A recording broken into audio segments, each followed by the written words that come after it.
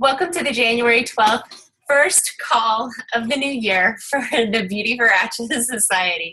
I'm Lisa Sears, and I'm going to be talking to you guys today about your dreams and how to make your dreams a reality, specifically the financial side of having a business. I think this is the side that a lot of us don't necessarily get a lot of training on, and most of us haven't owned our own businesses before. You may have managed your personal finances, but that's a little bit different than managing taxes and finances for a business. And being that we're a fresh start, new year, you guys have only had like one paycheck since the new year. I think this is a really great time for this call because we can all kind of get started on the right foot with this new year.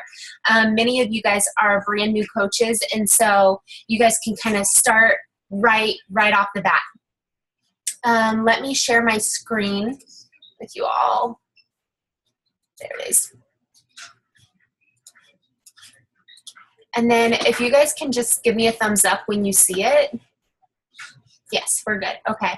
I'm gonna move this a little bit so I can see everything. Okay. Okay, I'm going to skip the about me. I think most of you guys know me. I have been a coach for a year and a half now. I was a stay-at-home mom before, still stay-at-home mom, but now work at home as well. In June of 2014, in my first month as a Beachbody coach, maybe I'll just show this slide. I made enough to pay for my challenge pack, my husband's challenge pack, because I signed him up as a coach as well. And I still made over $100 my very first month in profit. Just that went into my pocket. And at that point, it was like a huge shift in mentality for me. I was like, oh, I can like legit make this a business. So after years of living on one income, I knew I'd found something pretty incredible. I didn't just love the community, the fact that I was getting healthy and inspired others, but I also loved that I could finally contribute to our family budget while still being at home, with my voice. Okay, I'm moving you all to the top so I don't feel like I'm looking over to the side. Okay, there we go. During my Getting Started Right call with Becca, I remember her asking me what my 6-month goal was. And to me, and she goes, dream big, whatever you think that might be. And to me, my big, hairy, audacious goal, seemed totally unachievable to me, was to make $500 a month. I was like, if I could just make $500 a month. I mean, at this point, I was literally every once in a while taking on crochet projects where I'd make like $15, $20 here or there. So $500 just seems like ludicrous to me to be able to make that much a month. And it felt super outlandish to even say it. I was like embarrassed. And she goes, okay, I think you might be able to do that. And it was funny because even sooner than I thought possible, I was making that much and even more. So after building my team, I was doing the 3 vital behaviors daily and getting to Diamond. I was feeling comfortable, and we were stretching our bank account and our budget each month, but I realized that finally I wasn't really paying off the debt that I had set out to do.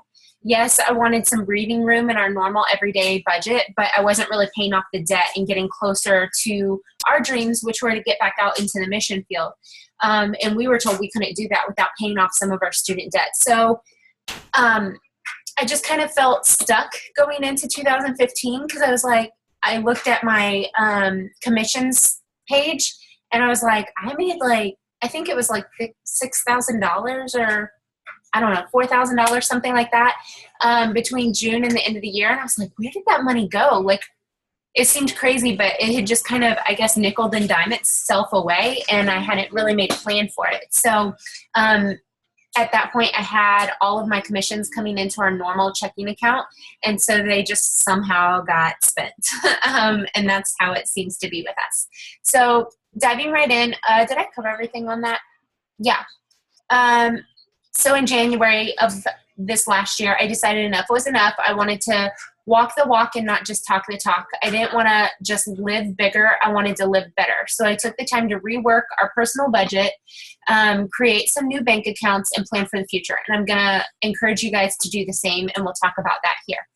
So This is something that apparently is very important to me because I talk about this a lot. I think on team calls, I've talked about this 3 or 4 times now.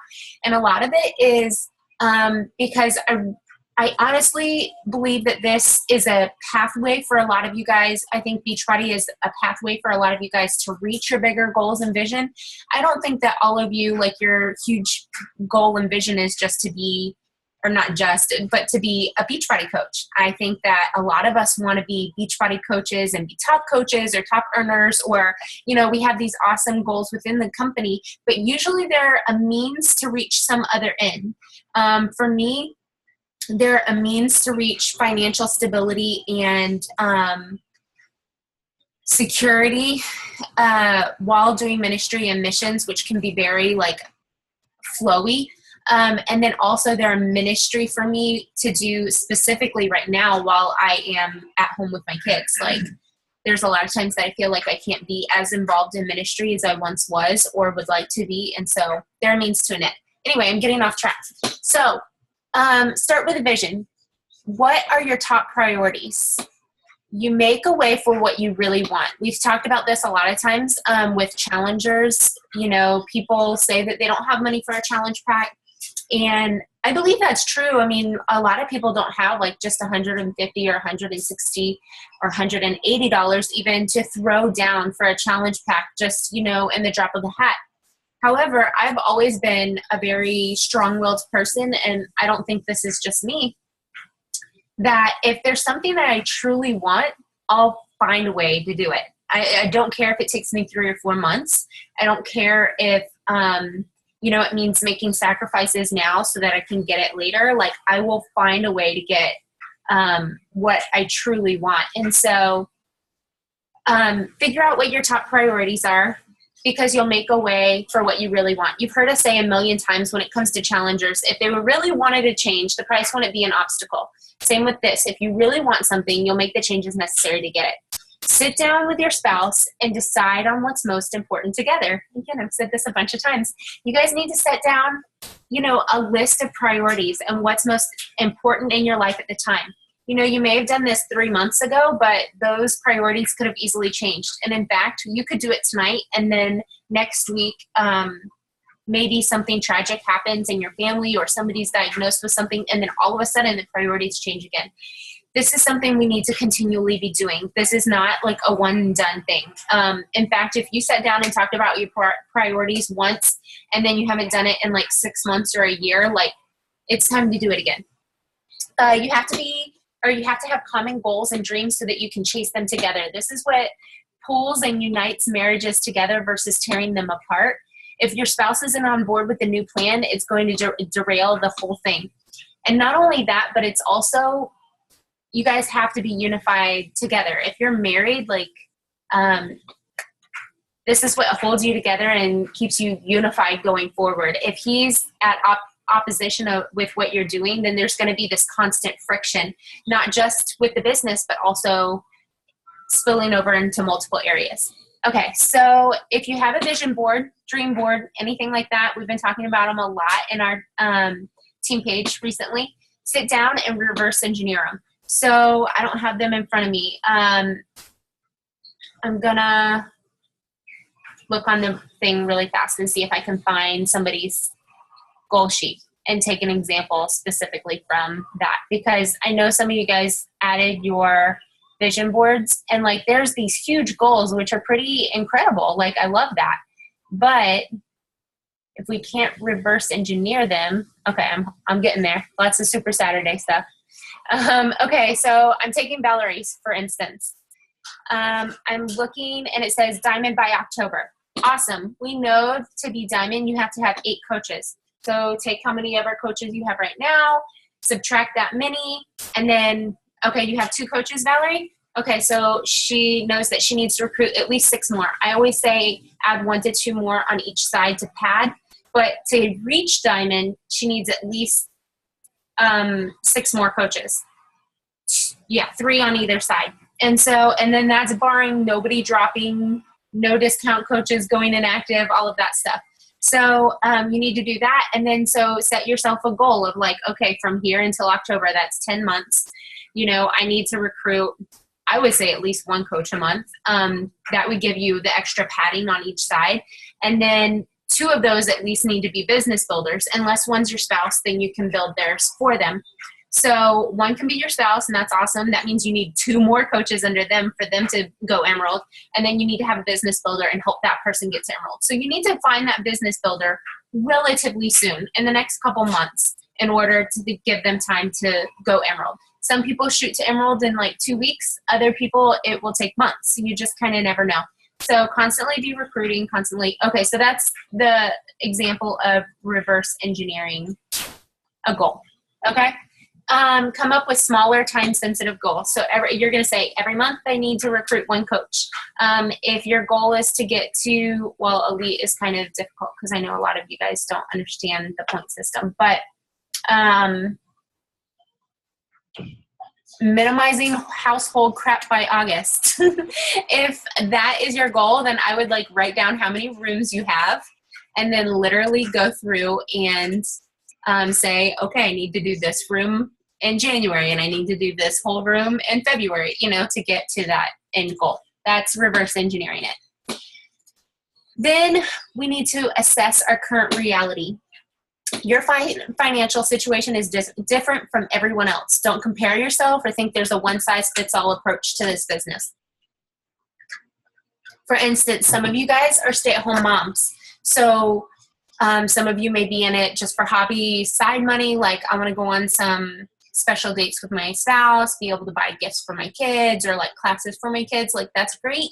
But that person is going to have different goals than somebody who says, like me, we're in some serious school loan debt or financial debt and we need to get out of it, versus somebody else who is working a full-time job and doing this to try to eventually get out of that full-time job. Like everybody has different situations going on, and so you can't compare your growth and the way that you approach this business in the same way.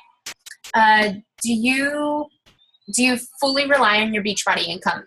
Can you live off of your spouse's income or your day job? Or do you just use the money because it's there? This is kind of a personal question for you guys. This is one thing that, like right now, this has just changed for us. That's why I told you I had to go through my tracker and like literally adjust everything, because I can't put 30% anymore into business expenses because we're using a lot more of it because it's our main income now. Gather all your bills, debts, loans, everything that you need to pay out, either monthly, weekly, or annually, semi-annually, however you do it. Gather all of the things that need to come out so that you can really see the real picture of where you are. This is kind of hard for a lot of people, especially if you're a little bit more sensitive or emotional to financial stability. Don't freak out because it always gets worse before it gets better. I don't know how many of you guys saw Becca's declutter. I don't remember what she called it. Something like declutter, downsize, something. Project Downsize is I think what she called it. She literally went through each room and like took all the crap out of everything, like everything off the shelves, everything, piled it in the center. And like, it looks really horrible there for a while you're going through it, while you're in the thick of it. It looks really horrible and overwhelming and super stressful. But then she was able to like slowly put things back where she needed them to go. She was able to downsize and get rid of a lot of things that she forgot were even there, to be honest. And so this is the same thing financially. A lot of times it looks really bad. You're seeing these really huge numbers once you're adding them up. And let me see if I can, there it is. Chat. Okay, now I can see the chat too. Hey. And so all of those people, like there's always, usually you have one and a couple. It tends to be this way. It doesn't have to be, but usually one person's like really good with numbers and it doesn't freak them out. And then the other person is like, I just need to step back from this. Like it's too much. I'm freaking out. I can't deal with it. So don't freak out. It always gets worse before it gets better. It's important to bring all the numbers together. If you're a Sapphire personality, which we've talked about gyms in the past, but I haven't done it recently. I've been thinking I need to repost it. If you're motivated by fun, by prizes and fun trips and things like that. This sounds about as fun as a funeral. Like, it is not like the most favorite thing in the world, but it's so incredibly important because this is what's going to get you to that final place where you can reach and attain your dreams. Create a zero balance budget. I first learned about this and a few other techniques from the Dave Ramsey Financial Peace University when Josh and I went through it 7 years ago. Actually, this month we started 7 years ago. This is by far the hardest, longest, most tedious part, but it's so worth it. If you don't tell your money where to go, this is like a famous quote from Dave Ramsey. If you don't tell your money where to go, you'll wonder where it went. Have you ever gotten paid all your bills, then you look around at the end of the month and you're like, where did it all go? I don't know. I do that all the time. Like, I'll pay my bills and then I'm like, well, guess that's it. Like, or you may get some extra cash in, like I said, with my Beachbody income going into the same checking account. It was there. And so we could go to Target and I'd be like, well, I guess just, there's money in the account. And so little by little, we were chipping away by buying, clearance stuff at Target and things just that weren't necessary. So no more. Gather your recent banking statements and try to figure out how much money you typically spend on each category. This is things like groceries, utilities, clothing, education, auto, all kinds of stuff. Just be prepared. You're probably going to shock yourself. You're going to look and you're going to be like, I did not realize we spent that much there. When Josh and I first got married, he used to go to Publix, which is a grocery store in Florida. And he would stop in there during the day for like, I don't know, a bottle of water and an apple. But then he would see all the buy one, get one frees, and he'd end up like picking them up on the way out. He's like, oh, Lisa likes that, And so he would literally spend like $20 multiple times a week. And this was when it was just Josh and I, right? I added up our budget for groceries between November and December, and we averaged a total of $250 a week in groceries. $250 a week. Like, that's insane. Because now with a family of four eating really clean, that was eating junk, guys. That was eating like a ton of rice, a ton of pasta, eating out, I don't know, just eating crap that's buy one, get one free. And now I eat really clean, or pretty clean. We don't keep junk in the house.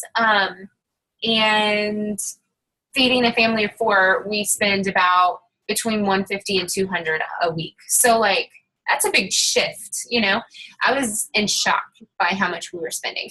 So use an app or a website to make it a little bit easier. I've heard good things about Mint and Quicken, but right now we're using Every Dollar that's sponsored by Dave Ramsey. So you can make it easier. That one I just like. I haven't used the other two, so they may do it as well, but I liked it because it would automatically pull in from our bank all of our stuff. And then also Josh and I, like, no matter who put something in, it would sync across all devices, which was kind of cool. Find areas to cut the fat. Be honest with yourself. You may have to cut down on your spending. Maybe some of you guys have already done this because you're stay-at-home moms and you had to find a way to be a stay-at-home mom. But be honest with yourself. You may have to cut down on your spending because you've been living outside of your means. That's hard to think about because a lot of us think that we're saving money, or we think that we're not spending that much because we don't make that much. But then in reality, once we pull in all those numbers, we realize that we really are living outside of our means, and we are spending money on a lot of junk. Like, Target Dollar Spot will get you. I'm just saying. I spend like $3 every time I walk by there. So try to stay out of there. Do you need another haircut? And I'm not saying this like pointedly at anybody, okay? But do you need another haircut? I specifically have started going to hair schools because they're cheaper. I've been doing this for like probably 5 years now. And then we bought, what are those called? Razor, like shavers. And we bought those things, clippers. We bought clippers so that I could cut Josh and now both my boys' hair. Asher hasn't needed it yet, but good investment. It was like $28, and I've been cutting their hair for two years now, and Josh used to pay $20 every 2 weeks to go get his haircut. Like it's crazy. So do you really need another haircut? Do you have to buy organic? Especially in our business, we feel like this, and the more you learn, the more you want to, like, I don't know, get healthier and healthier. I mean, honestly, that's our end goal, right? But if it's not one of the dirty dozen, then is it really necessary? Like, you don't need to buy organic grape or organic bananas, for instance. They have a really thick peel. You peel it off. So buying the organic ones versus the regular is really just a waste of money. So little things like that, like make sure you're doing your research and not just spending money to spend money. Do you need more shoes or another outfit? Like, for real, do you need them? Can you buy consignment if you do need them? If you go shopping, just look. Are you going to end up spending money? Like, I do that all the time. I'm like, I just want to look at Target.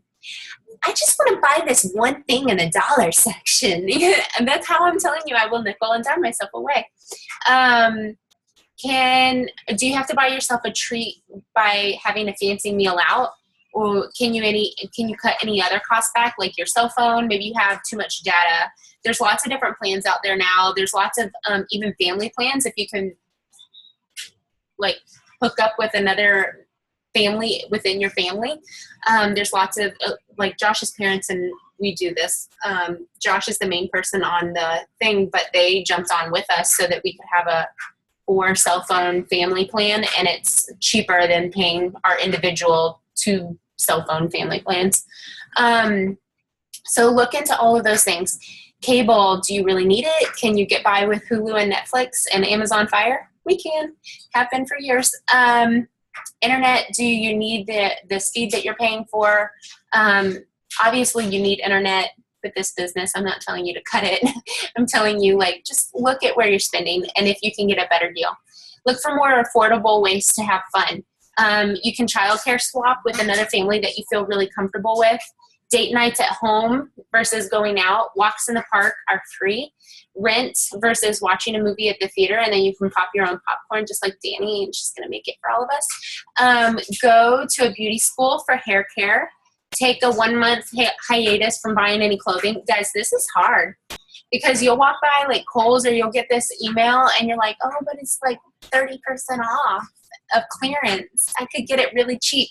But just taking a full, like, financial fast from spending any money on clothes, pretty amazing. Clothes or anything frivolous, I guess you could say. Meal plan to cut down on eating out.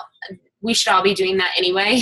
And then when you do this, buy in bulk. So, like, when you do your meal plans, if you can stand it, you know, do like a ton of chicken one week or a ton of meatballs the next week or a ton of whatever. Or do a different meat each. How am I trying to say this? Like, you could do like chicken 2 or 3 nights of 1 week, and then like meatballs 2 or 3 nights, and then like, I don't know, pork steaks or fish or something like that the rest of the nights. Okay, so you have like 3 different meats that you're getting. So you'll buy them in bulk, and then you can swap those through the different weeks of the month. So you're using, because obviously you won't, if you buy in bulk, you won't use a whole package of chicken from like Costco or Sam's. You're not going to use that whole thing in 1 week. So you can freeze it and then like literally use that whole big thing of chicken for the whole month, just in different meal plans. So it's like, you got to think about that while you're making your meal plan too, if you're looking to cut back on groceries. Buy only what you need and not what you don't need. You can wait for the next week for produce specifically because it'll go bad, especially if you shop at Aldi's. I love Aldi's. They've got great prices. Their produce does not stick around. So just make sure that you're buying only what you need for the week. So that means sometimes, I mean, Aldi's great, but they'll make you buy like a 6 or 8 count of, or a bag of onions. Well, I only need 1 onion. So I go to Walmart or wherever on my next run and I'll get 1 onion because I don't like wasting. Plant a gutter garden during the summer. It's coming up here in the spring, or a container garden for some of your favorite fruits and veggies. We did this year, and it actually worked really well off of our back deck. We had kale for days, and which was great. I mean, like, we used it in soups and all kinds of other things. We had all kinds of different veggies. We weren't so lucky on the fruits, but herbs and veggies, like, we killed that. So that could help save you guys some money, and then it's a fun learning thing for the kids too. Okay, save an extra $1,000 in the emergency fund. This is only for emergencies that pop up. It's not saved for a specific purpose or project. So, like, it's not like, hey, I want to redo my bathroom, so I'm going to save up this little bit every month, and then once I have it, I'm going to redo my bathroom. Like, no, it's just for emergencies. Do not use any more credit cards if at all possible. If something breaks, use your emergency fund and then slowly start to rebuild those emergency fund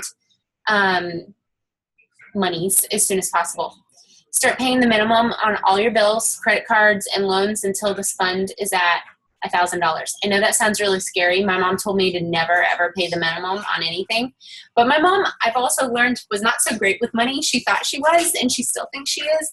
But she's still carrying a ton of debt on her credit card. So now I'm like, okay, mom was not the best person to get financial advice from. So, so I know this is scary, but like, just paying the minimum so you can build up that fund means that you're not going to put yourself right back in debt when there's a giant storm that comes through and you now have a leaky roof, or your basement is leaking, or your kid breaks their bone or needs to get stitches, or whatever that case may be. When that comes up, you'll be prepared. You have the money set back for that, and then you can slowly rebuild those funds. And then if you've done Dave Ramsey, you've heard of the debt snowball. So what this is we roll all extra income into debt payoff. List all your debts, loans, etc., all that stuff, but not including your mortgage if you own your home, from lowest payoff to highest. So you don't go by interest rate. I used to always go by interest rate. I'd pay extra on the highest interest rate thing in the long run, and emotionally it's better to do it by payoff. So lowest to highest, while still paying the minimum on all the rest. Put all of your extra income, once you've done your whole $1,000 emergency fund, put all that extra income to the bill that's at the top of the list. Then once that is paid off, scratch it out and then go to the next one. And all the extra income will go to that one. And then scratch that one out, and all the extra income will go to that one. So like slowly, it goes slow at first, which is good to do the lowest one, because if you only owe like $200, excuse me, you could probably knock that out just by knocking out all the extras, you know, that we pay here and there, and knocking out like paying extra on principal and all kinds of stuff. You can knock that out in probably 2 months, a $200 bill. And then you can go down to the next one, and then you have that extra like $100, let's say, that you were putting towards it, plus what you were already putting to the other. And like literally it starts to snowball. If you've ever lived in a place with snow, which I hadn't until just recently. I came home the other day and there's a little girl, like, you know, rolling the snowball across the grass or yard, whatever. And it's just getting bigger and bigger with each roll. And I'm seeing her like struggle, you know, to roll the ball to build the snowman. And it was just such a perfect analogy for it. So where are we at? This will move slowly at first, but like a snowball, will pick up steam as you go. Compound effect, baby. Don't worry about interest rates. The idea is to gain momentum. If you start paying off a large bill just because the interest is higher on it, you're likely to lose steam and give up. This is like the people who start a challenge group and they're like, I'm all in, until like the first week when they step on the scale, and then they're like, I've only lost like 2 pounds or a pound, or I haven't lost any weight. And then they lose this steam and they give up without seeing like the long-term benefits. And so moving on. Say the next thing is, once we've got the $1,000, so we're going down the list, right? $1,000 emergency funds, paid off all of our consumer debt. Now we're going to start saving 3 to 6 months worth of income. This is for things like, you know, when your spouse loses their job. This will be your general savings and is on top of your emergency fund. So you don't include your $1,000 in this extra pot of goodie. It's in case of job loss. This will ensure that all of your bills are paid and you won't be completely out of luck if you lose your job, have an unexpected medical issues, huge accident, anything like that. Never mind, I won't say it. I was going to say sometimes like you can lower some of your insurance premiums and stuff like that too, because you can pay higher amounts in cash if something were to happen. Before you retire your spouse. Okay, so some of you, do any of you guys have a goal of like retiring your spouse, bringing your spouse home? Anyone? No one? I'm looking through. Hold on. Yes. Oh, Danny does. Hey, hey, girl. So that's my goal too. Not because I don't want him to work. I do. He needs to work for his like anxiety and personal mental health. But I want him to be able to do what he wants to do and not have to be on somebody else's time schedule and what somebody else thinks. I want him to be able to like just listen to what God is saying, and just be free, like our family to be free to be together, not have to be like separated, me at home and him gone. And so if that's your goal, I would suggest you have at least 6 to 12 months of income saved up, especially if you were mainly living off of their income. Take all aspects into consideration. Did they get insurance through their job? Like that's something to think about. How much will that cost you? Did they have a company? And by the way, you can get discounted insurance as a self-employed person through, it's not through Beachbody, but through some affiliates that they're linked with if you need it. Did they have a company vehicle? Can you live with just one vehicle, or will you need to pay for another one? You'll be using less gas, so that's good if they're not driving to work every day. Less vehicle maintenance. You'll be eating at home more likely. So all of those things will save you money. Did you get any discounts for their line of work that you won't be able to take advantage of anymore? Like school districts, public service, military, all of those things. Sometimes they don't give you those discounts anymore after, like for insurance or different things, after they're not working there anymore. I just skipped over that. I hope you enjoyed that one. Extra income. What's that? It'll take me forever to save up $1,000 for the emergency fund. How will I ever get to paying off debt? That's how I sounded when I first started this. I was like, I'll be doing that for a year. And to be honest, I think it took me maybe 2 to 3 months. Like it didn't take us very long when we first started this to get that $1,000 mark. I wrote it out here. I felt the same way when I first started. We were drowning in debt and could barely cover our bills, so I just couldn't see a way to save more than $5 each month. It looked hopeless, but as I cut as much fat as possible and learned to live a disciplined life. This was hard as a newly married couple because I had my best friend and her husband always saying like, hey, let's go grab dinner, or hey, let's go to movies, or hey, there's a concert, blah, blah, blah. And I'm like, that's awesome. And I felt like the sticks in the mud because I didn't feel like we could do all those extra things, but to me it was more important to be financially secure and free going to the mission field than it was to do all those fun things the first couple of months we were married. And so within 3 months we saved over $1,000. So let's specifically look at our Beachbody income now and how we can come up with the extra cash to save for our emergency fund, pay off the debt, retire our spouses. How many of you guys have debt that you're wanting to pay off? Yes, yes. Hold on, I'm scrolling. Anyone else? Keep your hands up because I'm still scrolling. Yes, yes, yes. Okay. That's like, from the people I can see, that's like 80% of you guys have some sort of debt that you're wanting to pay off. Some of us are wanting to retire our spouses and then build the life that we've been dreaming of. Okay, so in Beachbody, we've been told to dream big, right? So here's what we're going to do. Create a separate checking account just for Beachbody. This is so, so important. I'm telling you, every time money came into my checking account, magically it flew out. Like, oh, I can pay for, Kai to do soccer. I can pay for fill in the blank. Like, and it was really fun, and it made my heart feel good to be able to give back to my family like that, and to be able to say, like, well, let's just go out to dinner, or, let's go see a movie. Like, it's awesome. But at the same time, it's not really getting you to those long-term goals. So separate checking account. I tried this with a savings at the beginning, just FYI, because I was like, oh, a savings account is free. However, if you do check with your bank, but if you do so many transactions within a month, they charge you like $25 or something. It was something crazy. And I was like, that's ridiculous. So they transferred it over to me. And as long as I had direct deposit, my checking account was free. So I just have, the EFT going directly in there and it's fine.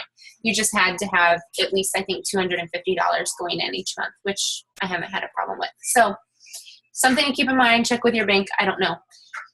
Then you're going to divide your income into at least 4 parts.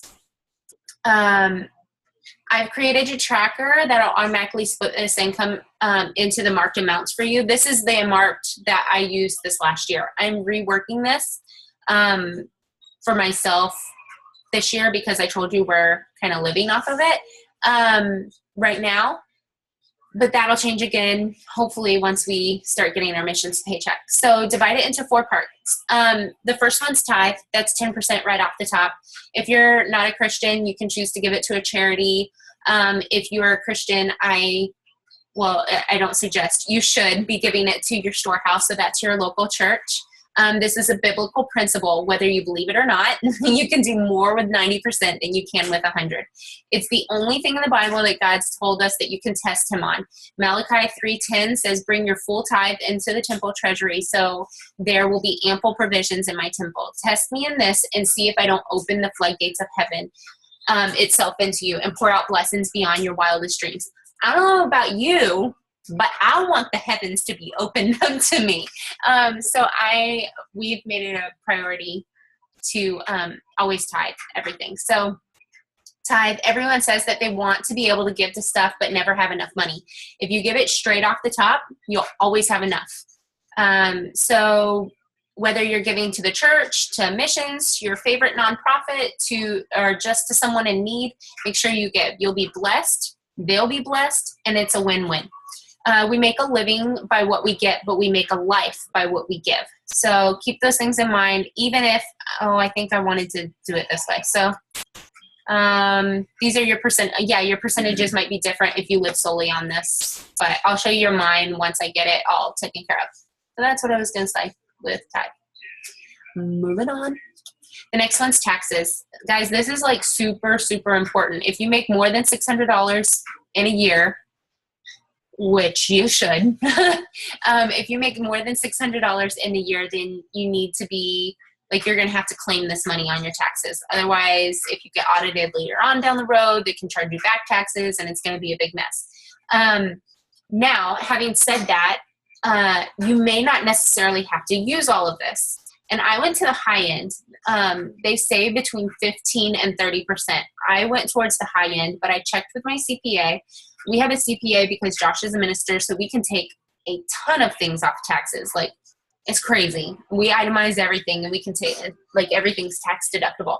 So between all of our deductions and stuff, we didn't have to pay anything in taxes for this last year.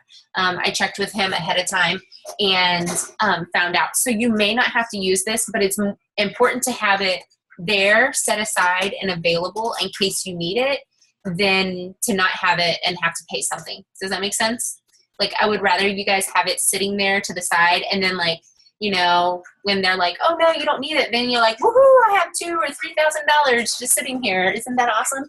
And it's Merry Christmas to you in spring. So make a separate savings account and put this percentage directly into that account. So this is a savings account separate than the checking account that you're going to make just for Beachbody, okay? And then every month, just move that amount over. I tried doing it weekly at the very beginning of last year, and it became too confusing. So with my tracker, you'll see that I do everything at the end of the month. But even at the end of the month, I still take tithe off the first part, and then I take taxes off the next part, and then I do business. I still do it in this order, but I just wait until the end of the month when I see the full number of what I'm going to have, and then I can know whether I made that transaction or not. It's super easy for me to follow. Check with your CPA to see if you should be saving more, since they know your specific situation and state tax regulations. Most places, if you're doing 20 or 25, you'll be perfectly fine. But you may be in a different situation or tax bracket. Make sure that you start saving up for taxes as soon as possible. If you make more than $600 in a calendar year, you have to report it on your federal taxes. You don't want to be slapped with a huge tax payment next year, so make sure you plan ahead. State taxes may have different requirements, so check with your state. That's my little business announcement. Business expenses, 35%. This is what I did last year. You can do more or less. It's totally up to you.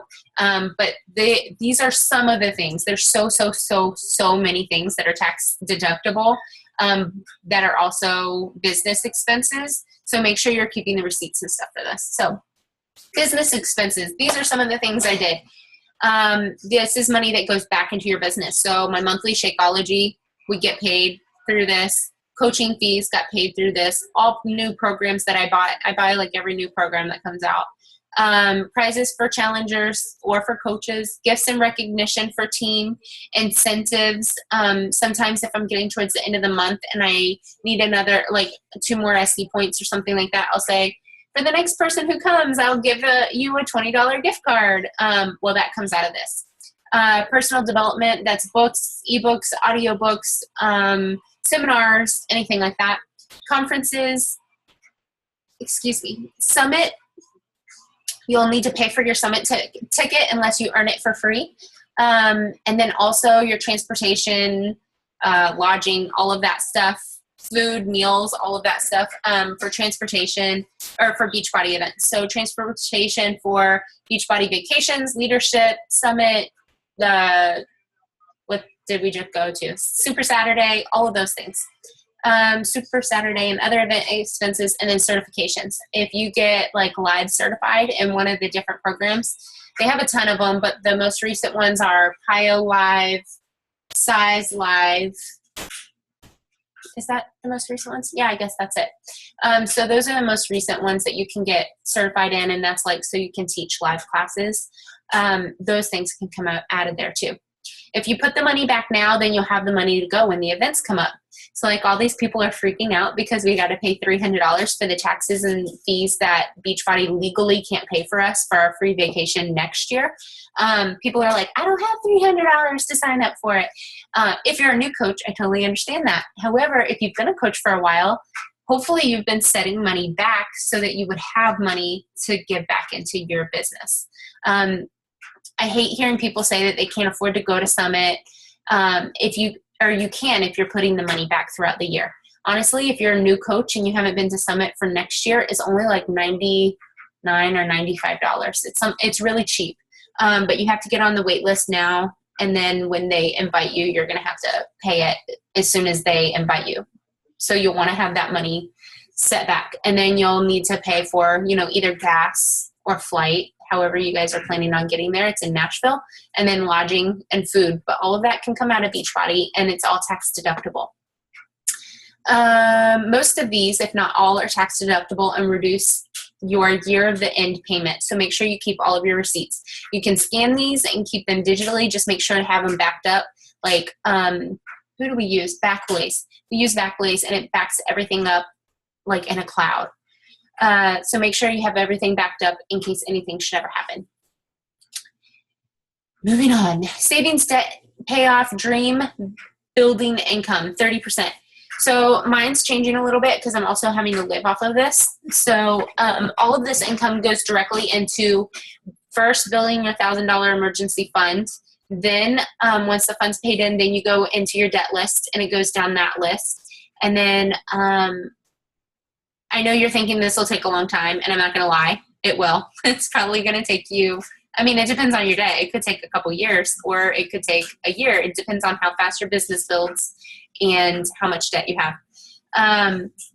Because I'm still in this space. But just remember that your Beachbody income is exponential. It's not going to stay the same as it is this month. So what you're looking at this month is not what your income is going to be in June and what your income is going to be in December, not if you're continually growing your business. You continue to grow as long as you continue to do your 3 vital behaviors. So this process gets much faster than it does with a traditional steady wage income. So if you get a job at Hobby Lobby or Kroger or somewhere else, it's going to be a much slower process. Whereas it's like going this way. Our debt, your debt may be up here and your income may be up here, down here right now. But like they're going to start meeting and then they're going to start going the opposite way, if that makes sense. Whereas the other one's going to be like this and be much slower if you were working a steady wage job. All right, moving on. I'm going way long. I'm sorry. There's the second tithing page. I don't know why. Your percentages might be different if you live on this income solely. You may be living on 30, putting 20 back into the business, 10 into tithe, and 20 into taxes, and then 20 for debt, for savings, and then debt payoff and all of that stuff.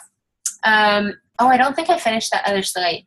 After you work your way through the entire debt list, then start working on your 3 to 6 month income. And then the last thing to work on is long-term wealth. So that's paying off your mortgage, starting college funds for your kids, save towards the dream life goals, if you want a new home or if you're, looking to move to a different place, all of those things. Savings with Roth IRAs, stocks, fun stuff. So faith without works is dead. It's not just about believing, it's about putting action behind those beliefs. Dreaming without a plan is like taking a trip without a map. You might get there eventually if you're lucky, but you'll likely take the long way around. I want to see you get there earlier in life rather than later so you can enjoy it longer. So here's some action steps that I want you to take, preferably this week. First thing first. Sit down with your spouse, set your priorities, create a budget. This is going to take you a while. It's probably going to be something you'll want to do over the weekend if you guys don't already have a zero balance budget. I'm not talking like a general budget. I'm talking like zero balance. Like make sure it zeroes out like income to where you're putting it, whether it's in your savings or your debt or whatever. Zero balance budget.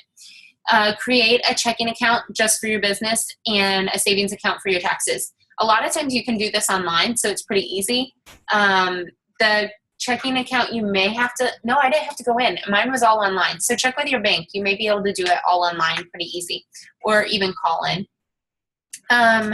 Track your progress each week and let your tracker keep track of the math for you. Guys, so very important to track your business. If you're not tracking your business, what you have is a hobby, not a business. There's not a CEO out there that's successful that just kind of wings it and hopes he gets paid each week. You need to be tracking so that you know who you talk to, when you talk to them, when you should follow back up. If you talk to enough people each week, if you did your personal development for the week, how many workouts you did. Like if you're not being a product of the product, if you're not inviting people, and if you're not tracking your business and listening to personal development, then it's not really a business. And that's the nicest way I can say that. It's just side hobby money that you're hoping gets there somehow, but it's not going to unless you track your business. Or at least it's not going to very fast. And then divide your income each month or each week, whichever works for you. I do monthly, but if you want to do weekly, that's fine. Start building the life you dreamed of with intentionality. So I'm going to stop the share.